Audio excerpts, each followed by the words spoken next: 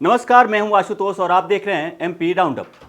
मध्य प्रदेश में किसी मंत्री से कोई सवाल पूछ लीजिए, किसी समस्या को लेकर उनसे बात कर लीजिए, तो कोई मंत्री कुछ भी बोलने के लिए तैयार नहीं होता है।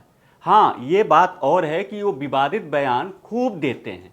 अभी हाल ही में एक मामला हम आपको बताते हैं गुना का, जहाँ पे गए हुए थे कैबिनेट मंत्री गोविंद सिंह राजपूत। गोविंद सिंह से पत्रकारों ने सवाल पूछा, किसानों के समस्याओं को लेकर के ये पूछा कि यहाँ पे खाद नहीं मिल पा रहा है। मंत्री जी उठ के चले गए। इससे पहले जब बिजली विभाग की तरफ से एक विवादित आदेश जारी हुआ था, जिसमें कृषि फीडर पर 10 घंटे से ज़्यादा बिजली देने पर तनख्वाह काटने का आदेश था, उस मामले पर जब हमारे ग्वालियर के सहयोगी ने ऊर्जा मंत्री प्रद्युम्न सिंह तोमर से बात करने की कोशिश की, तो उन्होंने सीधे सीधे कहा था कि उन्हें इस आदेश के बारे में जानकारी नहीं है। ये तो बस एक उदाहरण है।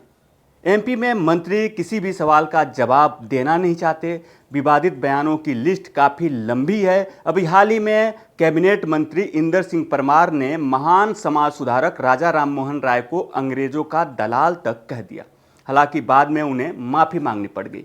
इसके पहले कैबिनेट मंत्री विजय शाह ने कर्नल सोफिया कुरैशी को लेकर के विवादित बयान दिया था। हालांकि जब पूरे देश में बवाल मचा तो फिर उन्होंने इसको लेकर के माफ़ी मांगी। ये मामला अभी कोर्ट में चल रहा है। तो सवाल ये है कि मध्य प्रदेश के मंत्रियों से जब किसी समस्या को लेकर सवाल पूछा जाता है तो वो जवाब क्यों नहीं देते और विवादित बयान ही क्यों देते हैं। आज हम इस मुद्दे पर बात करेंगे और हमारे साथ मौजूद हैं मध्य प्रदेश के वरिष्ठ पत्रकार चैतन्य Bhatt ji. Chaitanya ji, MP round up में आपका बहुत बहुत स्वागत है। नमस्कार जी, तो मेरा पहला सवाल ये है कि आखिर मध्य प्रदेश के मंत्री किसी भी समस्या को लेकर जब उनसे सवाल पूछा जाता है तो जवाब क्यों नहीं देते? आखिर मामला कहाँ फंसा हुआ है? मंत्री क्यों नहीं कुछ बोलना चाहते? देखिए आशुतोष जी, जब मंत्री को कुछ पता होगा तब तो वो जवाब देगा ना किसी सवाल का। सारी सरकारें तो आईएएस अफसर चलाते हैं। मंत्री तो एक स्टैंप है कि हाँ भाई इस विभाग का मंत्री है।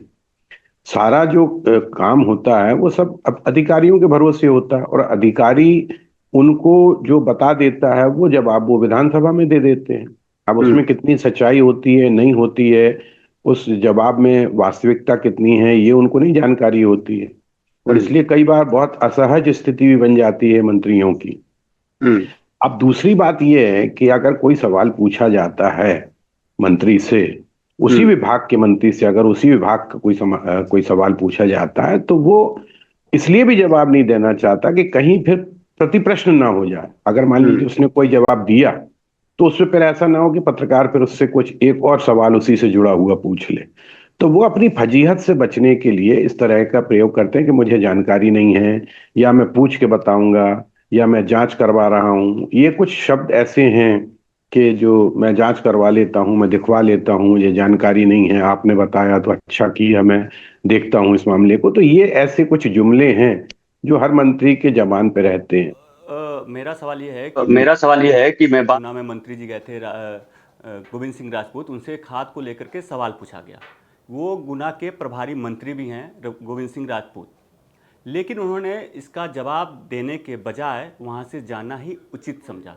तो वो जन प्रतिनिधि हैं, तो आखिर सवाल जनता किससे करेगी? अफसरों से तो मुलाकात नहीं हो पाती है। सवाल तो निश्चित रूप से आदमी जनप्रतिनिधि से करता है, और विशेषकर जब वो खाद्य विभाग के मंत्री हैं तो खाद के बारे में तो उनसे ही पूछा जाएगा। लेकिन चूंकि खाद की स्थिति ऐसी है कि अभी प्रदेश में खाद की बहुत खराब स्थिति है। जगह जगह आप देखिए कि खाद को लेके किसान आंदोलन कर रहे हैं, उनको यूरिया नहीं मिल रहा है, उनको दीगर जो आपकी खाद है वो नहीं मिल पा रही है। तो अब ऐसी स्थिति में वो क्या जवाब देगा? मंत्री क्या जवाब देगा कि नहीं साहब बहुत अच्छी स्थिति? फिर उस पर प्रति प्रश्न हो जाएगा कि साहब अगर बहुत अच्छी स्थिति तो फिर ये किसान आंदोलन क्यों कर रहे हैं? तो इसलिए उन्होंने ये सोचा कि इसका जवाब देने से बेहतर है कि हम यहाँ से चले जाएं। और ये पीठ दिखा के भागना, ये तो आप देखिए हर राजनीतिक व्यक्ति का एक शौक हो गया है कि किसी भी बात का अगर हमको उत्तर नहीं देना है तो हम सीधे के नहीं अब खत्म हो गई प्रेस कॉन्फ्रेंस, या हम बाद में इस बारे में बात करेंगे। तो ये खाद वाला मसला बहुत महत्वपूर्ण है, और खाद वाला मसला चूंकि किसानों से जुड़ा हुआ है, और किसानों को जब खाद नहीं मिल रही है तो फिर अब मंत्री की जिम्मेदारी तो बनती है कि वो इस बारे में स्पष्टीकरण दें कि भाई क्यों नहीं मिल पा रही लोगों को खाद। लंबी लंबी लाइनें लगी हैं खाद के लिए, लेकिन जब उनके पास खाद की व्यवस्था नहीं है तो वो क्या जवाब देगा? तो इसलिए नहीं तो गोविंद सिंह आपका जो एक्सपीरियंस है, अनुभव है, कई दशकों का पत्रकारिता का अनुभव रहा है, तो क्या पहले भी ऐसा ही होता था? पहले भी सरकारें, जो मंत्री होते थे, वो मतलब किसी समस्या के सवाल पूछने पर वो वहाँ से निकल जाते थे, या कुछ बदलाव हुआ है इसमें? जी। पहले ऐसा नहीं होता था। पहले ऐसा होता था कि अगर कोई मंत्री भी जब किसी प्रेस कॉन्फ्रेंस में जाता था या पत्रकारों से बात करता था तो अपने विभाग की पूरी जानकारी लेके बैठता था, और उसके साथ अफसर भी हुआ करते थे।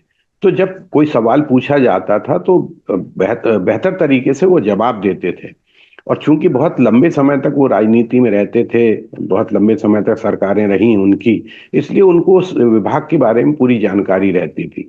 और ये मंत्री का कर्तव्य भी होता है कि अपने विभाग से संबंधित जो भी ऐसे प्रश्न आ सकते हैं, जो पत्रकारों द्वारा या आम जनता द्वारा पूछे जा सकते हैं, उनके बारे में पुख्ता जानकारी अपने पास रखे।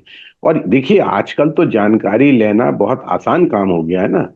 अगर मान लीजिए आज के बारे में कोई जानकारी चाहते थे, प्रेस वाले या पत्रकार चाहता था, तो वो बता सकते थे कि भाई साहब हमारे साथ ये स्थिति है, हमारे पास आज की तारीख में इतनी खाद है और हम व्यवस्था और बना रहे हैं। लेकिन उससे पीठ दिखा के भागना, ये मुझे लगता है कि ये आजकल की एक शौक सा बन गया है राजनेताओं का। और इसलिए आप देखिए कि जब कोई प्रश्न उनसे पूछा जाता है तो उनके पास कोई जवाब नहीं होता। आप जैसे मुझसे सवाल करेंगे और मेरे पास जवाब नहीं होगा तो मैं भी इधर उधर की बातें करने लगूंगा। तो ये एक बड़ा संकट की स्थिति है कि मंत्री जिस विभाग का सर्वे सर्वा होता है, जिसके आदेश पे सब कुछ होता है, वो पूरी तरह से अफसरशाही के भरोसे हो गया है।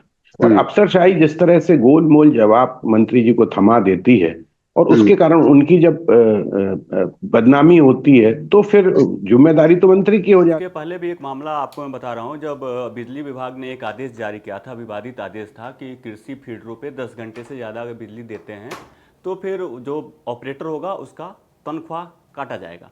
इसको लेकर के हमारे सहयोगी ऊर्जा मंत्री प्रद्युम्न सिंह तोमर से मिलने पहुंचे ग्वालियर में। पहले तो उन्होंने कुछ बोला ही नहीं, लेकिन बाद में उन्होंने बोला कि उन्हें इस आदेश के बारे में कुछ पता ही नहीं है बिल्कुल भी।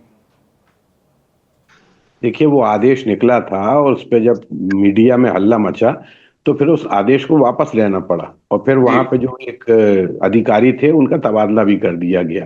आप बताइए कि प्रद्युम्न सिंह तोमर जो मीटर पे, जो खंबे पे चढ़ के मीटर लगा देते हैं, जो नाली साफ कर देते हैं, जब इतने एक्टिव मंत्री माने जाते हैं, और वो अपने विभाग के बारे में ये नहीं समझ रहे कि 10 घंटे के से ज्यादा बिजली दी जाएगी तो फीडर काट दिया जाएगा। इससे ज्यादा शर्मनाक स्थिति क्या हो सकती है।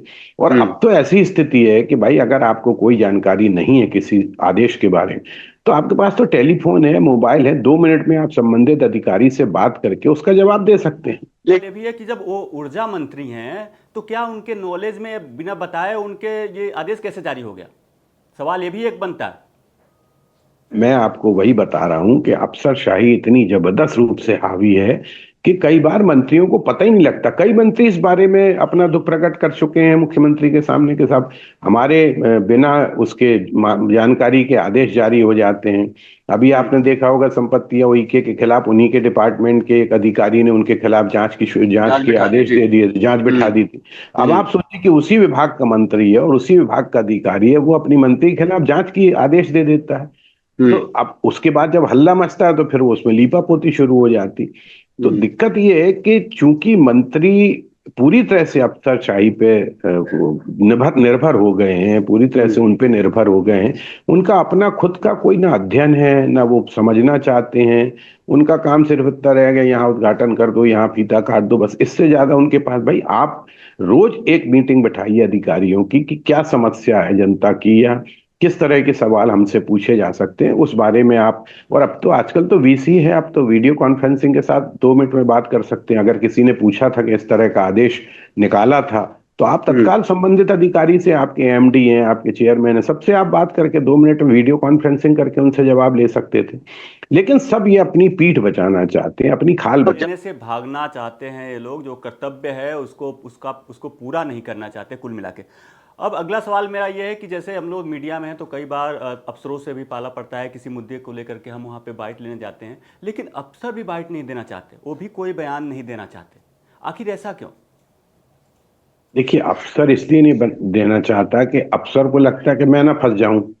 मंत्री जी से पूछ लो भाई आप, वो बड़े अधिकारी हैं, बड़े नेता हैं, मंत्री हैं हमारे विभाग के, आप उनसे बात कर लो। ऐसा नहीं कि सभी अधिकारी ऐसा करते हैं। हाँ जो मतलब अधिकारी, ज्यादातर जी। हाँ हाँ, मैक्सिमम अधिकारी इस तरह का करते हैं कि वो जवाब नहीं देना चाहते। देखिए, प्रेस वालों से बात करने में हर व्यक्ति डरता है कि कहीं हमारी बात का कोई उल्टा अर्थ ना लगा लिया जाए, इसलिए अधिकारी भी सोचता है कि यार कौन झंझट में फंसे, हम तो कह दो साहब हमारे पास जानकारी नहीं, आप मंत्री जी से संबंध में बात कर लीजिए, ताकि अगर कोई विवाद होगा तो मंत्री जी का उसमें नाम आएगा, जबकि जवाब तो वो अधिकारी ही बना के देता है। आप विधानसभा में देखिए, कई बार बहुत असहज स्थिति हो जाती है मंत्री की, जब वो जवाब विधायकों के सवाल का जवाब देता है तो उस पर फिर प्रतिप्रश्न उठता है कि ऐसा तो हुआ ही नहीं। तब वो समझ में आता है उसको कि अधिकारी ने हमको गलत जानकारी दे दी, अधूरी जानकारी देती, तो उस समय उनको शर्मिंदगी भी महसूस होती। लेकिन अधिकारी भी देखिए, हर व्यक्ति अपनी खाल बचाना चाहता है कि हमें हमें हम ना फंसे, और हम ना फंसे, ये बहुत ही शर्मनाक स्थिति है और दुखद स्थिति है, क्योंकि जवाबदेही तो अधिकारी की भी है और विधायक की भी है और नेता की भी है और मंत्री की भी है। अगर हम अपना जनप्रतिनिधि चुन रहे हैं, विधायक को चुन के फिर उसको, वो अगर मंत्री बन रहा है किसी विभाग में, तो उसकी जिम्मेदारी तो है कि वो उस विभाग के बारे में जानकारी इकट्ठी करे और लोगों को सही जवाब दे। लेकिन हर व्यक्ति इस तरह से अपना पीछा छुड़ाना चाहता है, नजरें झुका के अपने किनारे निकल जाना चाहता है कि कल के दिन विवाद की स्थिति न बने। आजकल क्या है कि सोशल मीडिया भी बहुत जबरदस्त रूप से हावी है। अगर आपने कुछ कहा तो उस पर सोशल मीडिया में भी जबरदस्त रूप से उसको वायरल हो जाता है। इस मेन स्ट्रीम की मीडिया की तो ठीक है, वो जिम्मेदारी से भी काम करते हैं, लेकिन सोशल मीडिया में कोई जिम्मेदारी तो है नहीं, कहीं का भी वीडियो कहीं के नाम पे, किसी के नाम पे डाल दिया जाता है और वो देखते देखते लाखों लोगों तक पहुंच जाता है। ये आ गया एक और संकट जी। तो अब इसलिए थोड़ा सा वो भी डरने लगे हैं कि यार कोई ऐसी बात ना हो जाए जिससे हमें परेशानी फंस जाए। बहुत से नेता इस तरह के बयान दे देते हैं जो बाद में विवादास्पद भी हो जाते हैं, जिनको लेके अभी हाल परमार ने दिया था कि राजा राम मोहन राय अंग्रेजों के बताइए। अब राजा राम मोहन राय जिसने समाज सुधार के इतने काम किए, उसके बारे में इस तरह का बयान दे रहे हैं इंदर, और वो भी शिक्षा मंत्री हो कि भाई शिक्षा में तो सबसे पहले राम मोहन राय को पढ़ाया जाता है के जमाने में, लेकिन उनके बारे में अगर इंदर सिंह परमार जी को कोई जानकारी नहीं है और वो उसको कह रहे हैं कि अंग्रेजों के दलाल थे, तो मुझे लगता है कि उनको तो शिक्षा विभाग से हटा देना चाहिए था। फिर होता क्या है कि जब बहुत छीछल इधर होती तो फिर माफी मांग ली जाती है। लेकिन माफी मांग, आप एक जिम्मेदार व्यक्ति हो, आप मंत्री हो, और फिर ऐसे सार्वजनिक स्तर पे आप इस तरह के बयान दे रहे हैं और बाद में बोल दिया कि साहब वो तो भूल से हमारे मुंह से निकल गया। ऐसा नहीं लग रहा है कि ये जानबूझकर दिया हुआ बयान था? मतलब राजा राम मोहन राय, तो हमको नहीं लगता है कि कोई ऐसा ना हो, मतलब शख्स ना हो जो पढ़ा लिखा हो जिसको राजा राम मोहन राय के बारे में पता ना हो। देखिए, कई बार नेता इस तरह के बयान भी देते हैं ताकि उनकी जो टीआरपी है वो बढ़ जाए। अब देखिए, इंदर सिंह परमार ने जो बयान दिया, बहुत दिन से वो हाशिए पे थे, लेकिन उस बयान के बाद से उनको प्रिंट मीडिया में और इलेक्ट्रॉनिक मीडिया में बड़ी बड़ी जगह मिल गई, उस पर डिबेट होने लगी। तो आप इस तरह से संसद में भी देखिए कि अब कुछ भी भाषण दे दिया जाता है और फिर जब उस पर हल्ला मचता है तो उसको वापस कर लिया जाता है या उसको हटा दिया जाता है उसकी संसद की कार्यवाही से। लेकिन तब तक वो चीज और वो व्यक्ति मीडिया का बहुत हेडलाइंस बन जाता है, तो उनकी जो पब्लिसिटी होती, कई बार ये भी होता है कि उनको लगता है कि यार अब हम हाशिए पे हैं, कुछ ऐसी बात कर दो जिससे कुछ ना कुछ हमारा जो है टीआरपी हमारी बढ़ जाए। आप देखिए कि कितने लोगों ने किस तरह के बयान दिए। आपके विजय शाह ने बयान दिया था कर्नल सोफिया के, अभी वो मामला कोर्ट में चल रहा है, कुछ हुआ नहीं, कोर्ट में चल रहा है, उस पर भारतीय जनता पार्टी ने तो कोई कार्यवाही नहीं की। इसके पहले जो बड़े नेता हैं कैलाश विजयवर्गीय, वो तो कई तरह के बयान दे चुके हैं कि कम कपड़े पहनने वाली लड़कियां शूर्पणखा लगती हैं, या नशे में झूमते लोगों को देख के युवकों को देख के मुझे लगता है कि मैं इनको लात मारूं, या फिर जो अभी ऑस्ट्रेलियन खिलाड़ियों के संग दुर्व्यवहार हुआ था इंदौर में, उसके बारे में भी उन्होंने बयान दिया कि भाई उनको वहां बता के जाना चाहिए था, पहले बता के जाना चाहिए। तो वो इस तरह के बयान तो आए दिन होते रहते हैं, और अब इसको जनता भी बहुत ज्यादा गंभीरता से लेती नहीं, क्योंकि उनको भी समझ में आ गया कि नेता जो हैं या मंत्री हैं या जो विधायक हैं या राजनीतिक व्यक्ति हैं, ये इस तरह की बातें करते ही रहते हैं और उससे उनको कहीं ना कहीं पब्लिसिटी मिलती है। अब लेकिन ये एक बहुत सोचने समझने वाली बात है कि भाई आप एक बहुत जिम्मेदार पद पे हो। देखिए, लाखों लोग उस व्यक्ति को जिताकर लाते हैं, वो लाखों लोगों का प्रतिनिधित्व करता है। और जब जो व्यक्ति प्रतिनिधित्व करता है उसको बहुत सोच समझ के, लेकिन मर्यादा की जो जो भाषा की मर्यादा है वो तो लगातार खोती जा रही है। पिछले 10 सालों से 8 सालों से हम देख रहे हैं कि पता नहीं क्या क्या बोला जा रहा है। निशिकांत दुबे ने तो पता नहीं क्या क्या कहा था, जो हमारी पहलवान महिलाएं थी जो आंदोलन कर रही थी उसके बारे में, और हरियाणा वहां संसद में किसी को शूर्पणखा या त्रिष्टा भी कह दिया था। तो जब संसद में इस तरह की भाषा हो रही है और उसके बाद फिर कोई देखिए कार्यवाही हो, अगर पार्टी अगर कार्यवाही करे तो फिर लगता है कि हाँ भाई हमें सोच समझ के बोलना चाहिए। लेकिन जब पार्टी कार्यवाही नहीं करती है और उसको पीठ के पीछे उसकी पीठ थपथपाती है, तो इस तरह के बयान तो कोई बड़ी चीज नहीं है, कोई भी व्यक्ति दे सकता है, चाहे जी।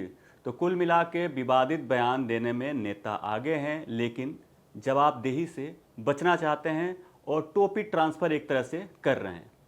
एमपी राउंडअप में जुड़ने के लिए आपका बहुत बहुत धन्यवाद चैतन्य जी। नमस्कार।